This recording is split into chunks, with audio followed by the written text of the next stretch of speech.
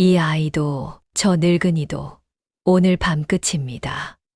한밤중 별채 지붕 위로 불길이 치솟았습니다. 기름을 뿌려 지른 불이었지요. 매캐한 연기가 방 안을 가득 채운 그 속에서 의식을 잃은 어머니가 쓰러져 있었습니다. 15살 윤재는 앞이 보이지 않는 어둠 속에서 어머니를 등에 업었고 머리 위로 천장이 무너져 내리기 시작했습니다. 불을 지른 사람은 이미 사라진 뒤였습니다. 과연 이 소녀는 타오르는 별채 속에서 살아나올 수 있었을까요? 새벽녘 차가운 창고 바닥 위에서 15살 윤재가 눈을 떴습니다. 손목을 옥죄는 거친 밧줄의 감촉이 먼저 느껴졌고 입안에는 누군가 억지로 물린 헝겊 조각이 숨을 막고 있었습니다. 어둠 속에서 겨우 눈이 적응되었을 때 발치 아래로 한 장의 문서가 흩어져 있는 것이 보였습니다. 노비 매매 문서, 그 위에 적힌 이름은 다름 아닌 윤재 자신이었습니다.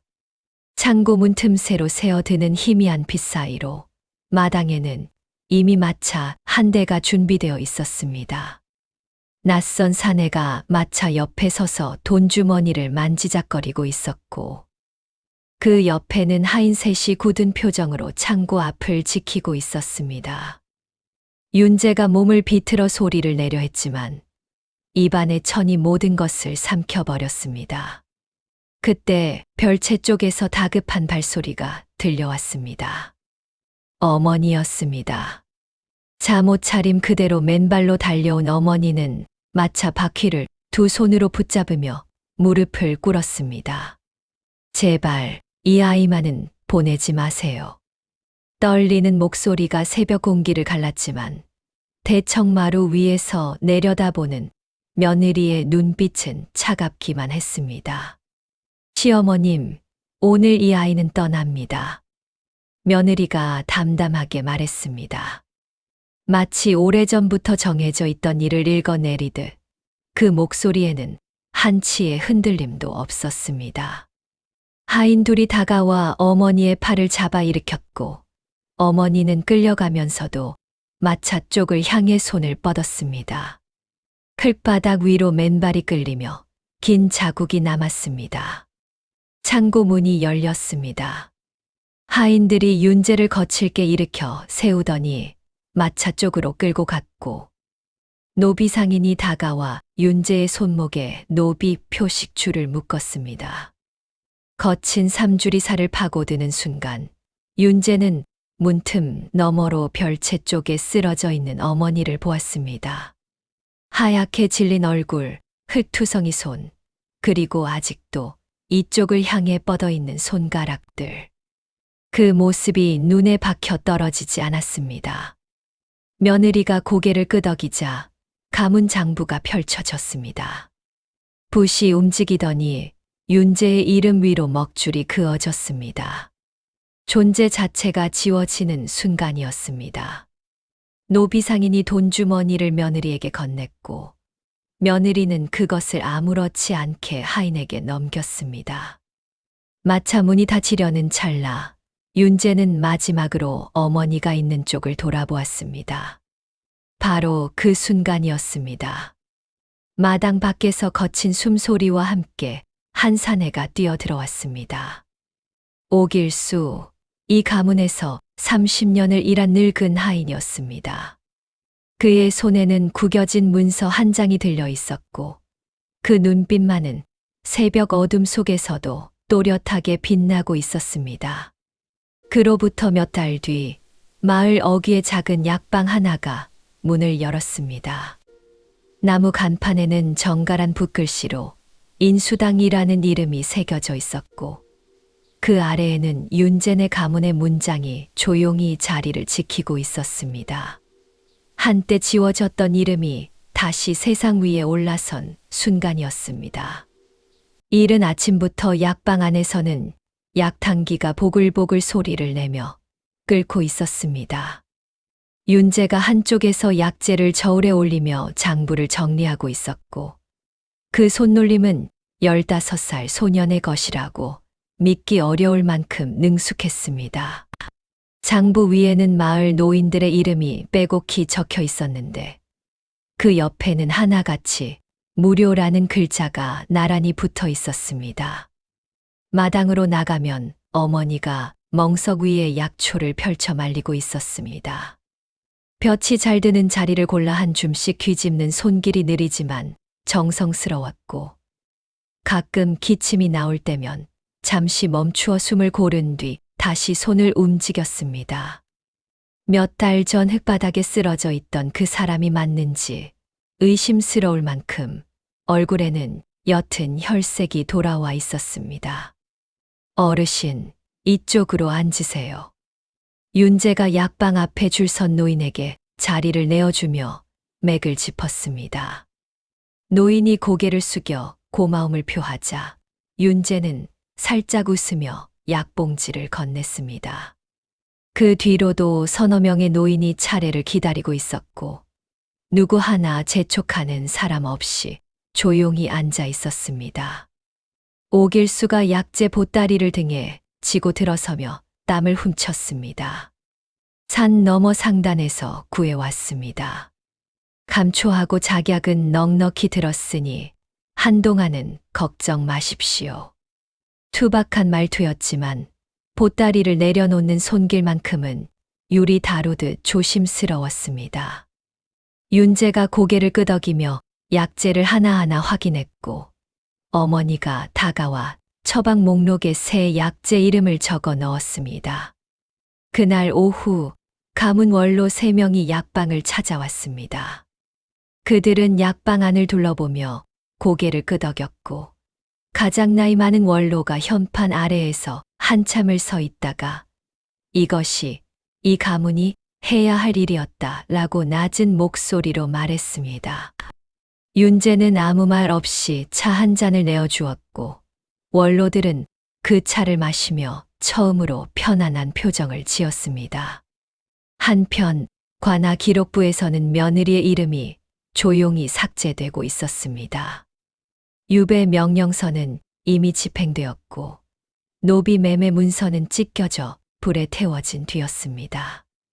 이 모든 것이 어떻게 가능했는지 그 이야기는 몇 달 전으로 거슬러 올라가야 합니다. 새벽 창고에서 밧줄에 묶여있던 소년이 어떻게 이 자리에 서게 되었는지 그 길은 결코 순탄하지 않았습니다. 이제부터 그 이야기를 들려드리겠습니다. 모든 일의 시작은 며느리가 가문 재산을 단독으로 관리하겠다고 선언한 그날이었습니다. 큰아들이 세상을 떠난 뒤 며느리는 상복도 채 벗기 전에 대청마루에 하인들을 불러 모았습니다. 오늘부터 가문의 모든 살림은 제가 맡겠습니다. 그 한마디에 하인들의 고개가 일제히 숙여졌고 아무도 이 일을 달지 못했습니다. 변화는 조용히 그러나 빠르게 찾아왔습니다. 가장 먼저 끊긴 것은 약방 거래처와의 외상이었습니다. 어머니가 오랫동안 이용하던 약재 상단에 며느리가 직접 사람을 보내 앞으로 별채 쪽 외상은 받지 마시오라고 전했고 상단 주인은 가문의 안주인이 보낸 말이니 거역할 수 없었습니다. 어머니의 기침약이 떨어져 가고 있었지만 새로 지어올 길이 막혀버린 것이었습니다. 윤재의 서당 교육비도 다음 달부터 지급이 중단되었습니다. 훈장이 찾아와 사정을 물었지만 며느리는 서자 계열에게까지 학비를 댈 형편이 아닙니다라며 단칼에 잘라 말했습니다. 별채로 들어가는 식량도 눈에 띄게 줄었습니다. 하루 3끼이던 것이 2끼가 되었고 나중에는 묽은 죽 한 그릇이 전부인 날도 생겼습니다. 어머니는 그마저도 윤재에게 밀어주며 자신은 물로 배를 채웠습니다. 그런데 며느리의 진짜 계획은 따로 있었습니다. 밤마다 사랑채 불을 밝힌 며느리는 가문 문서를 하나씩 고쳐 쓰기 시작했습니다. 상속 목록에서 윤재의 이름을 지우고 재산 내역을 자신의 친정 쪽으로 돌리는 위조 장부를 만들었습니다. 붓끝이 움직일 때마다 한 사람의 삶이 종이 위에서 사라지고 있었지만 그 사실을 아는 사람은 아무도 없었습니다. 며느리는 거기서 멈추지 않았습니다. 어느 날 밤 마을 외곽의 주막에서 노비 상인과 은밀히 만났습니다. 15살 사내 아이, 건강하고 글도 읽을 줄 압니다. 값은 후하게 쳐주시오. 노비 상인이 고개를 끄덕이자 며느리는 미리 준비한 매매 문서를 꺼내 놓았습니다.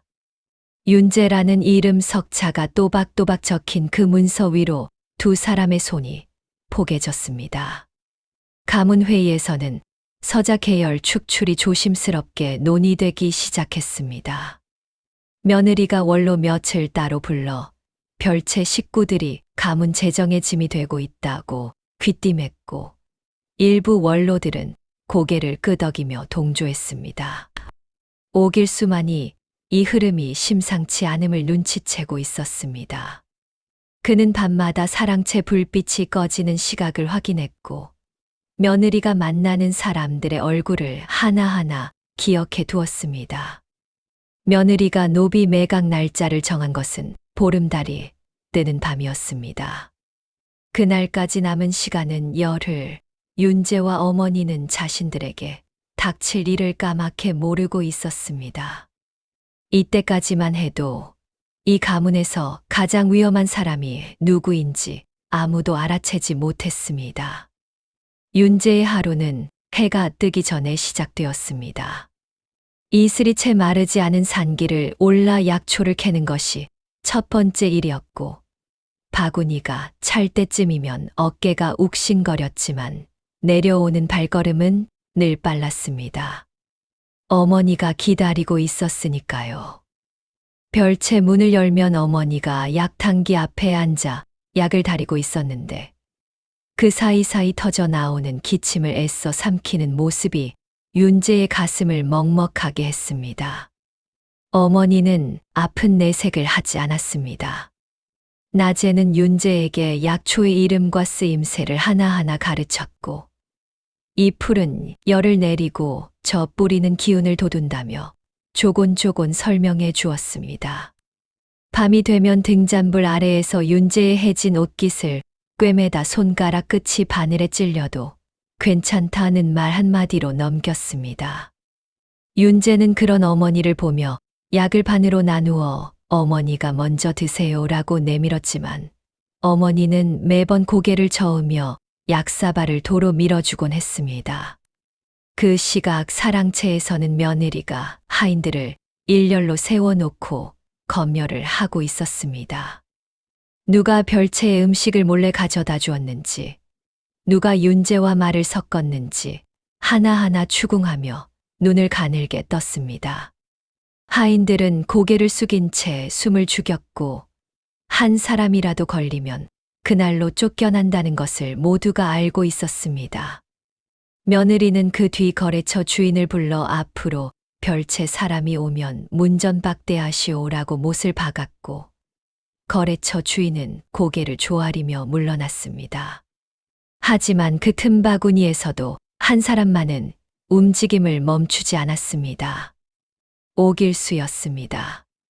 30년을 이 가문에서 일하며 윤재의 아버지를 모시고 윤재가 태어나는 것을 지켜본 그는 며느리의 눈을 피해 밤마다 별채 뒤편에 쌀 한 되씩을 놓고 갔습니다. 발각되면 자신도 쫓겨날 것을 알면서도 투박한 손으로 쌀자루를 내려놓을 때마다 그의 입가에는 알 수 없는 결의가 서려 있었습니다. 오길수에게는 또 다른 비밀이 있었습니다. 며느리가 고쳐 쓴 장부의 원본을 몰래 베껴 두고 있었던 것입니다. 사랑채 하인으로 드나들며 며느리가 자리를 비울 때마다 한 장씩 옮겨 적었고 그 복사본을 자신의 방 마룻바닥 아래에 숨겨 두었습니다. 또 한과나 쪽 동향도 틈틈이 살폈습니다. 며느리가 노비 상인을 만났다는 사실, 위조 문서가 만들어지고 있다는 사실을 조각조각 모아두었지만 아직은 때가 아니라고 판단하며 이를 악물고 기다렸습니다. 한편 윤재는 어머니 대신 장작을 패고 약값을 아끼기 위해 직접 장터에 나가 흥정을 했습니다. 이 감초 한 근에 너무 비쌉니다. 좀만 깎아주세요. 15살 소년이 노련한 상인과 눈을 마주치며 값을 깎는 모습에 주변 사람들은 혀를 내둘렀습니다. 어머니는 그런 윤재가 대견하면서도 마음이 아파 밤이면 품속에서 봉인된 서찰 하나를 꺼내어 한참을 들여다보다 다시 깊이 숨기곤 했습니다. 그 서찰 안에 무엇이 적혀 있는지 윤재는 아직 알지 못했습니다. 그날 밤 윤재는 어머니의 베개심 밑에서 봉인된 서찰을 발견했습니다. 어머니가 약을 다리러 나간 틈이었고 평소라면 절대 손대지 않았을 어머니의 물건이었지만 며칠 전부터 밤마다 무언가를 꺼내보며 눈물 짓던 어머니의 모습이 자꾸만 머릿속을 맴돌았습니다. 떨리는 손끝으로 봉인을 뜯는 순간 윤재의 숨이 멈추었습니다. 서찰에는 가문의 정통 후계 기록이 담겨 있었습니다. 윤재의 아버지가 적자임을 증명하는 문서, 가문 원로 3명의 연판장, 그리고 아버지가 세상을 떠나기 전 남긴 유언이 또박또박한 글씨로 적혀 있었습니다. 내 아들 윤재에게 가문의 모든 권리를 물려준다. 그 한 줄이 윤재의 눈앞에서 번져 흐려졌다. 다시 선명해지기를 반복했습니다. 서자가 아니었습니다. 며느리가 만들어낸 거짓이었던 것입니다. 윤재는 한참을 그 자리에 앉아 있었습니다. 서찰을 어머니에게 보여주고 따져 물을 수도 있었고 당장 며느리 앞에 내밀며 소리칠 수도 있었습니다. 하지만 윤재는 그 어느 쪽도 택하지 않았습니다. 서찰을 원래대로 접어품에 넣은 뒤 어머니에게는 아무것도 묻지 않기로 했습니다. 어머니가 이것을 숨긴 데는 분명 이유가 있을 것이고 지금 꺼내면 오히려 위험해질 수 있다는 판단이었습니다. 15살 소년의 어깨 위에 가문 전체의 무게가 내려앉은 순간이었습니다. 다음 날 새벽 윤재는 오길수를 찾아갔습니다. 뒷산 약초밭에서 만난 두 사람 사이에 서찰이 펼쳐졌고 오길수의 눈이 크게 떠졌다가 천천히 가라앉았습니다. 알고 있었습니다. 오길수가 낮은 목소리로 말했습니다. 다만 증거가 모자랐을 뿐이지요. 그러더니 자신의 품에서 장부 복사본 묶음을 꺼내 윤재 앞에 내려놓았습니다. 며느리가 위조한 장부, 노비상인과의 거래 흔적, 재산 유출 기록까지 오길수가 몇 달간 모아온 조각들이 서찰과 맞물리며 하나의 그림을 완성해 갔습니다. 윤재는 두 가지 길 앞에 서 있었습니다. 서찰과 증거를 들고 이 가문을 떠나 관아에 호소하는 길, 혹은 이곳에 남아 안에서부터 며느리를 무너뜨리는 길. 도망치면 안전하겠지만 어머니를 데려갈 수는 없었고 남으면 위험하지만 모든 것을 되찾을 가능성이 있었습니다. 윤재는 오길수를 똑바로 바라보며 입을 열었습니다. 떠나지 않겠습니다. 여기서 끝을 보겠습니다. 그날부터 윤재와 오길수의 은밀한 준비가 시작되었습니다. 윤재는 가문 원로 명단을 확보하여 신뢰할 수 있는 사람과 며느리 편에 선 사람을 나누었고 오길수는 관아 안쪽에 아는 이를 통해 노비 거래 조사 가능성을 타진했습니다. 위조 문서 복사본에 날짜와 필적 차이를 하나하나 표시해 두었으며 노비 상인의 출입 기록도 정리했습니다. 모든 것이 갖추어지면 가문 회의를 소집하여 진실을 밝힐 작정이었습니다. 어머니는 아들의 눈빛이 달라진 것을 느꼈지만 묻지 않았습니다. 다만 그날 저녁 약탕기 앞에 나란히 앉았을 때 어머니가 조용히 말했습니다. 윤재야, 무슨 일이 있어도 내가 다치면 안 된다. 윤재는 대답 대신 어머니의 손을 가만히 잡았습니다. 차갑고 거친 그 손 위로 약탕기의 온기가 스며들고 있었고, 윤재는 이 온기를 지키겠다고 소리 없이 다짐했습니다. 며느리가 먼저 움직였습니다. 윤재와 오길수가 은밀히 준비하고 있다는 낌새를 눈치챈 것인지, 아니면 애초에 계획된 수순이었는지, 어느 날 아침 하인 넷이 윤재를 둘러싸더니 곳간 안쪽 방으로 밀어 넣었습니다. 자물쇠가 채워지는 소리가 울렸고 며느리의 목소리가 문 너머로 들려왔습니다. 가문 회의가 끝날 때까지 나오지 못합니다. 윤재는 문을 두드렸지만 돌아오는 것은 멀어지는 발소리뿐이었습니다. 오길수는 해질녘에야 윤재가 감금된 사실을 알았습니다.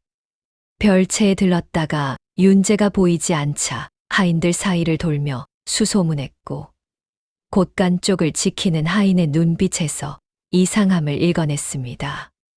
하지만 바로 구할 수는 없었습니다.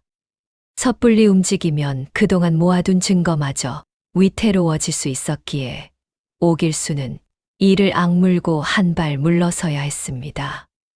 그 사이 증거 확보 작업은 하루, 이틀씩 지연되어 갔습니다. 며느리는 같은 날 어머니도 격리시켰습니다. 별채 출문에 빗장을 걸고 하인을 세워놓았으며 안에서 밖으로, 밖에서 안으로 아무것도 오가지 못하게 막았습니다. 어머니가 매일 다려 먹던 약도 당연히 끊겼습니다. 첫째 날은 견딜만 했지만 둘째 날부터 기침이 거세졌고 셋째 날 밤에는 숨소리가 거칠어지며 이마에 열이 올랐습니다. 어머니는 벽에 등을 기댄 채 눈을 감았다 떴다를 반복하며 윤재의 이름을 중얼거렸습니다. 한편 며느리는 노비 거래를 강행하기로 했습니다. 윤재가 감금된 지금이야말로 마지막 기회라고 판단한 것이었습니다. 노비 상인에게 급히 전가를 보내 날짜를 앞당겼고 상인은 마차를 준비해 이튿날 새벽에 도착하기로 했습니다. 하지만 며느리가 미처 계산하지 못한 것이 있었습니다. 노비 거래가 빈번해지면서 관아의 눈에 띄기 시작한 것이었고 거래 기록이 하나둘 남아 흔적을 지우기 어려워지고 있었습니다. 그 무렵 가문 내부에서 균열이 생겼습니다. 며느리가 가문 회의를 강제로 소집하여 윤재 축출을 공식 안건으로 올렸는데 그 자리에서 오길수가 위조 문서의 존재를 슬쩍 흘렸습니다. 직접적으로 증거를 내보인 것은 아니었지만 장부를 다시 한번 대조해 보시는 것이 좋겠습니다. 라는 한마디에 원로 둘의 눈빛이 흔들렸습니다. 며느리의 입술이 굳어졌고 회의는 결론 없이 흐지부지 끝났습니다. 결정적인 전환은 하인 한 명의 용기에서 시작되었습니다. 며느리에게 쫓겨날 위기에 처한 젊은 하인이 오길수를 찾아와 곳간 안에 장부가 하나 더 있습니다. 라고 귀띔한 것입니다.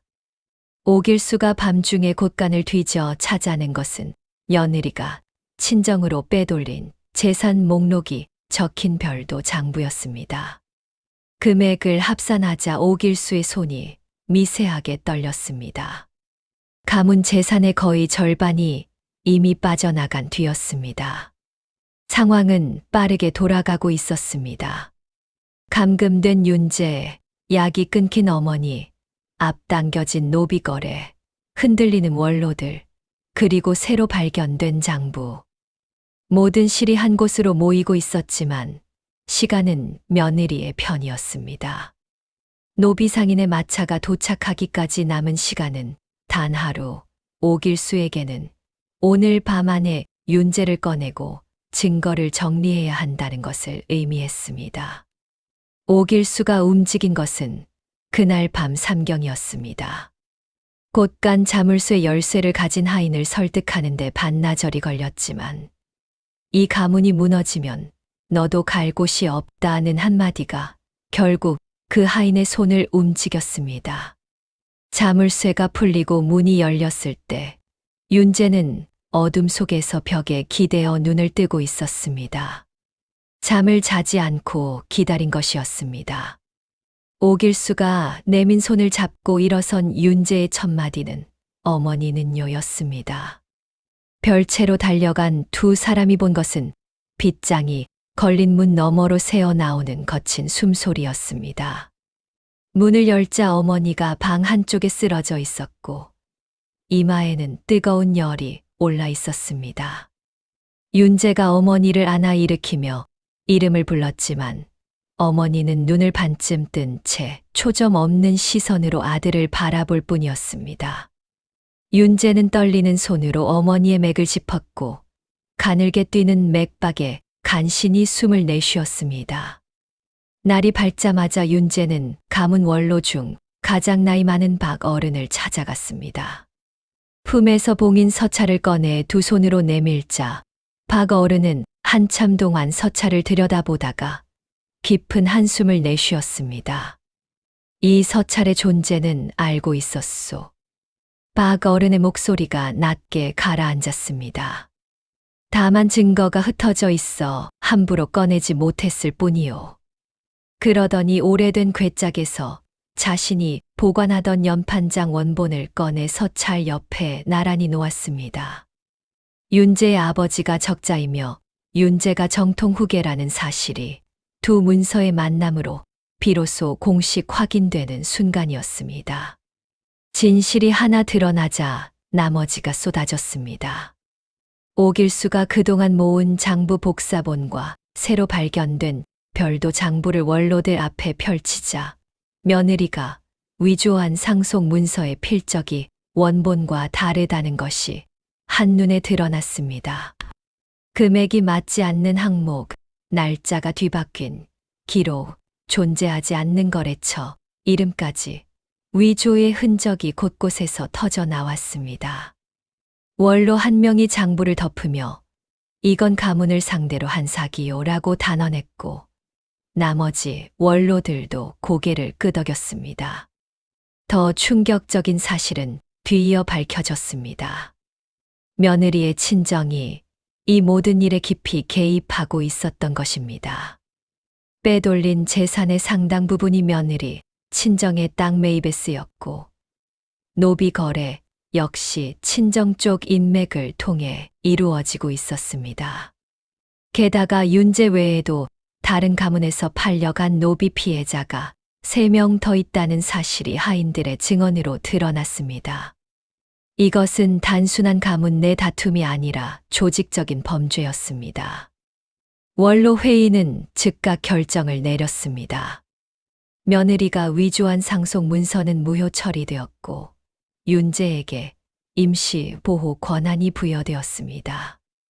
어머니 치료를 위한 약재 지원도 승인되었으며 오길수가 정리한 노비 거래 기록은 관아에 정식으로 제출되어 조사가 개시되었습니다. 가문 안에서 며느리를 따르던 하인 몇이 슬금슬금 자리를 옮기기 시작했고 한때 단단해 보이던 며느리의 권력이 빠르게 흔들리고 있었습니다. 그러나 궁지에 몰린 짐승이 가장 위험한 법이었습니다. 며느리는 사랑채에서 짐을 챙기기 시작했고 밤중에 하인 하나를 시켜 관아 쪽으로 전가를 보냈습니다. 그 전갈이 누구에게 향한 것인지는 아무도 몰랐지만 오길수만은 며느리의 눈빛에서 도주가 아닌 다른 무언가를 읽어냈습니다. 아직 끝이 아니었습니다. 그날 밤 별채에서 불길이 솟아올랐습니다. 처음에는 지붕 한쪽 끝에서 피어오른 작은 연기였지만 마른 나무와 짚이 불을 먹으며 순식간에 번져나갔습니다. 잠들어 있던 윤재가 매캐한 냄새에 눈을 떴을 때 방 안에는 이미 회색빛 연기가 낮게 깔려 있었습니다. 윤재는 본능적으로 몸을 일으키며 어머니를 찾았습니다. 바로 옆방에서 어머니의 기침 소리가 터져 나왔고 그 소리는 연기 속에서 점점 가늘어지고 있었습니다. 윤재는 젖은 천을 코에 대고 옆방으로 기어 들어갔습니다.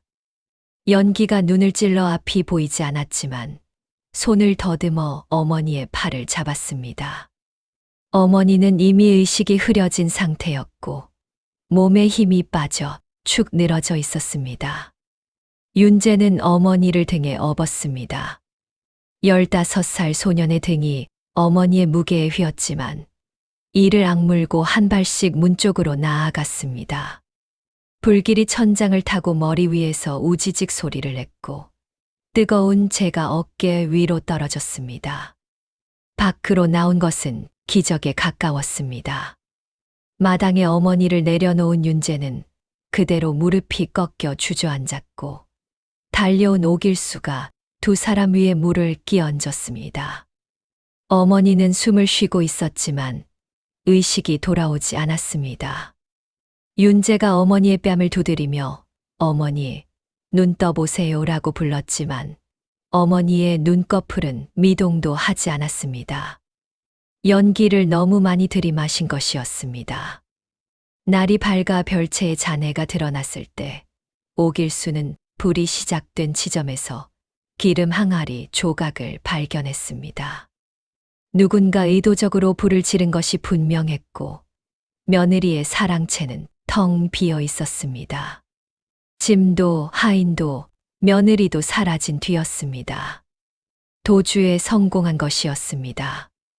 윤재는 타다 남은 별채 기둥을 바라보며 입술을 깨물었지만 지금은 분노할 시간이 아니었습니다. 어머니가 먼저였습니다. 그러나 현실은 가혹했습니다. 어머니 치료에 필요한 약재는 귀한 것들이었고 가문 재산의 절반이 이미 빠져나간 상태에서 치료비를 마련할 길이 막막했습니다. 윤재는 망설임 없이 자신에게 돌아올 재산 일부를 포기하겠다고 원로들에게 말했습니다. 재산은 나중에 다시 모으면 됩니다. 어머니는 지금이 아니면 안 됩니다. 원로 몇은 고개를 끄덕였지만 일부는 가문 체면을 이유로 지지를 철회했습니다. 설상가상으로 관아 조사도 지연되었습니다. 며느리가 도주하면서 핵심 문서 일부를 가져간 탓에 증거가 불완전해졌고 관아에서는 추가 조사가 필요하다며 판결을 미루었습니다. 노비거래 피해자 중 2명은 이미 행방이 묘연해진 뒤였고 윤재를 지키던 하인 인력도 줄어들었습니다. 약방 재개를 준비하던 계획은 무기한 연기되었으며 약재 공급마저 끊기자 윤재는 직접 산으로 올라가 약초를 캐기 시작했습니다.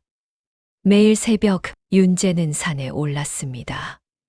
어머니에게 필요한 약초를 찾아 산등성이를 헤매다 해가 지면 내려와 직접 약을 다렸습니다. 오길수가 옆에서 불을 지피고 윤재가 약탕기를 저으며 두 사람은 말없이 어머니의 숨소리에 귀를 기울였습니다. 어머니는 가끔 눈을 떴다가 다시 감았고 그때마다 윤재의 심장이 조여왔다 풀리기를 반복했습니다. 생사의 경계에 선 어머니 곁에서 윤재는 밤마다 약탕기에 불이 꺼지지 않도록 장작을 넣으며 길고 긴 밤을 버텨냈습니다. 어머니의 눈이 다시 떠진 것은 닷새째 되던 아침이었습니다.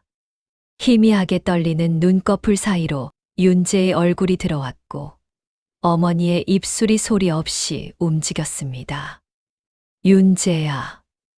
그 한마디에 윤재는 약탕기를 잡고 있던 손을 놓고 어머니 곁으로 달려갔습니다. 아직 열이 완전히 내리지 않았지만 초점이 돌아온 눈빛만으로도 충분했습니다. 윤재는 아무 말 없이 어머니의 손을 잡았고 그제야 며칠간 참아왔던 눈물이 한꺼번에 쏟아졌습니다. 어머니가 깨어나자 윤재 안에서 무언가가 단단히 굳어졌습니다. 더 이상 기다릴 수 없었습니다. 관아의 조사가 지연되는 동안 며느리는 점점 멀어지고 있었고 시간이 흐를수록 증거는 희미해지고 피해자들은 흩어질 것이었습니다. 윤재는 오길수를 불러 조용히 말했습니다. 제가 직접 찾겠습니다. 오길수의 얼굴에 걱정이 스쳤지만 윤재의 눈을 들여다본 뒤 더 이상 말리지 않았습니다. 윤재는 며느리가 남기고 간 흔적을 하나하나 되짚었습니다. 도주 당일 밤 며느리가 하인을 시켜 보낸 전갈의 방향, 사랑채에서 사라진 짐의 종류, 그리고 오길수가 기억해 둔 노비 상인의 얼굴과 거래 장소, 조각들을 맞추자 하나의 경로가 떠올랐습니다. 며느리는 친정 쪽이 아니라 노비 거래, 시장이 있는 고을로 향했을 가능성이 높았습니다. 아직 팔지 못한 거래, 문서 원본을 처리하기 위해서였을 것입니다. 윤재와 오길수는 동이 트기 전에 길을 나섰습니다. 이틀을 걸어 도착한 고을의 장터는 사람들로 북적였고 그 안쪽 골목에 노비 거래가 이루어지는 주막이 있었습니다. 윤재는 약초 행상으로 위장하여 주막 안팎을 살폈고 오길수는 장터 상인들 사이를 돌며 며느리의 인상착의를 조심스럽게 물었습니다. 둘째 날 저녁 주막 뒷마당에서 낯익은 목소리가 들려왔습니다. 며느리가 노비 상인과 마주 앉아 문서 묶음을 펼쳐놓고 있었습니다. 윤재의 심장이 세차게 뛰었지만 서두르지 않았습니다. 먼저 오길수를 관하로 보내 포졸들을 불러오게 했고 자신은 주막 근처에 숨어 며느리와 상인의 거래가 진행되는 것을 지켜보았습니다. 문서가 오가고 돈주머니가 건네지는 그 순간을 눈에 담아 두었습니다. 얼마 지나지 않아 관아 포졸들이 주막을 에워쌌고 며느리는 문서를 움켜쥔 채 뒷문으로 달아나려 했지만 이미 길이 막혀 있었습니다. 포졸이 며느리의 손에서 문서를 빼앗았을 때 거기에는 윤재뿐 아니라 다른 피해자들의 이름까지 고스란히 적혀 있었습니다. 며느리가 체포된 그 자리에서 노비 피해자 3명의 위치가 확인되었고 포졸들이 즉각 구조에 나섰습니다. 윤재는 구조 소식을 듣고서야 비로소 길바닥에 주저앉았습니다. 오길수가 다가와 어깨를 두드렸고 윤재는 하늘을 올려다보며 깊게 숨을 들이쉬었습니다. 끝이 보이기 시작했습니다. 돌아온 윤재가 가장 먼저 한 일은 원로 회의를 긴급 소집한 것이었습니다. 원로들 앞에 봉인 서찰과 연판장 원본, 위조 장부대조본, 노비 거래 문서 원본을 하나하나 펼쳐놓자 회의실은 무거운 침묵에 잠겼습니다. 박 어른이 먼저 입을 열었습니다. 더 이상 미룰 이유가 없소. 원로들의 손이 하나씩 올라갔고 윤재의 상속권이 만장일치로 공식 인정되었습니다. 며느리에게는 유배 판결이 확정되었으며 빼돌린 재산 일부가 회수되어 약방 설립이 마침내 승인되었습니다. 봄이 왔습니다. 마을 어귀에 선 약방 인수당의 문이 활짝 열렸고 따뜻한 바람에 실려 약 다리는 냄새가 골목까지 퍼져나갔습니다. 현판 아래에는 윤재네 가문의 문장이 햇볕을 받아 빛났고 그 옆에 작은 글씨로 누구든 아프면 오십시오라는 문구가 새겨져 있었습니다. 윤재가 직접 붓을 들어 쓴 글씨였습니다. 개업 첫날부터 약방 앞에는 줄이 생겼습니다. 가까운 마을에서, 먼 고을에서 약값이 없어 병을 키워온 노인들이 하나둘 찾아왔습니다. 윤재는 그들의 맥을 짚고 약을 지어 건네면서 한 푼도 받지 않았습니다. 돈은 나중에 형편이 나아지면 그때 오셔도 됩니다. 윤재의 말에 노인들은 고개를 숙였고 어떤 이는 주름진 눈가에 물기가 맺히기도 했습니다. 어머니의 건강은 조금씩 안정을 찾아가고 있었습니다. 아직 먼 길을 걷기는 어려웠지만 마당에 나와 약초를 말리고 처방 목록을 정리하는 일은 스스로 해내셨습니다.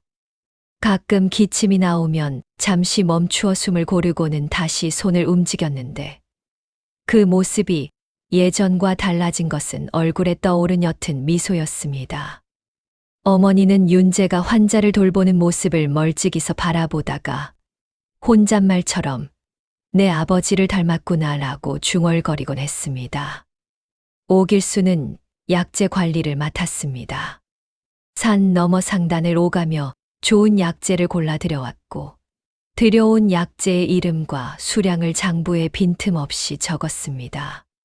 30년을 하인으로 살아온 그에게 윤재가 길수 어르신, 이제 하인이 아니라 약방 식구입니다 라고 말했을 때 오길수는 대답 대신 코끝을 훔치며 약재 보따리를 풀었습니다.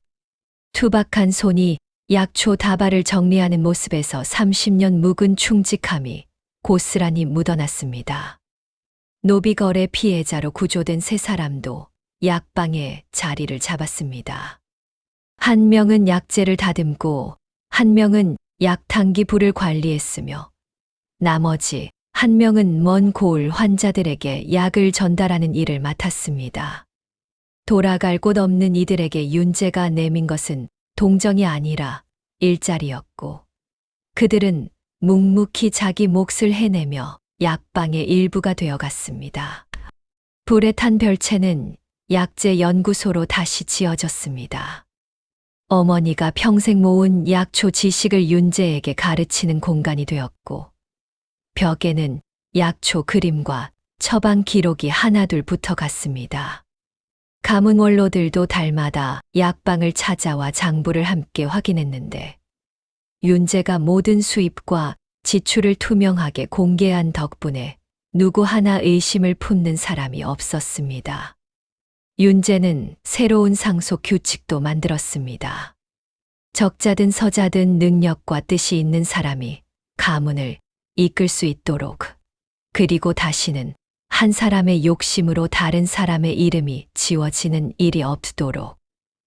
어느 저녁 약방 일을 마친 윤재와 어머니가 마당에 나란히 앉았습니다. 어머니가 달여온 약차를 한 모금 마시며 저무는 하늘을 바라보았고 윤재는 그 옆에서 조용히 새 장부의 첫 장을 펼쳤습니다. 봄바람이 장부 위를 스쳐 지나갔고 마당 한쪽에 심어둔 약초 싹이 흙을 뚫고 고개를 내밀고 있었습니다. 어머니가 윤재의 어깨를 가만히 두드렸습니다. 윤재는 고개를 돌려 어머니를 바라보았고 두 사람 사이의 말은 없었지만 그 침묵 안에 모든 이야기가 담겨 있었습니다. 명심보감에 이르기를 적선지가 필요여경이라 했습니다. 선을 쌓은 집안에는 반드시 남은 경사가 있다는 뜻이지요. 윤재는 가문에서 이름이 지워지고 노비로 팔려갈 뻔한 그 순간에도 원망 대신 어머니의 손을 잡았습니다. 복수 대신 증거를 모았고 분노 대신 약탕기 앞에 앉았습니다. 돌아온 자리에서 윤재가 가장 먼저 한 일은 자신을 해친 자를 벌하는 것이 아니라 아픈 이들에게 약을 건네는 것이었지요. 맹자는 말했습니다. 사람이 차마 남에게 모질게 하지 못하는 마음, 그것이 인의 시작이다라고요. 고통 속에서도 선한 마음을 놓지 않은 사람에게 세상은 결국 응답합니다. 오늘 내가 삼킨 눈물이 내일 누군가를 살리는 약이 될 수 있다는 것. 그것이 윤재가 우리에게 들려주는 이야기입니다.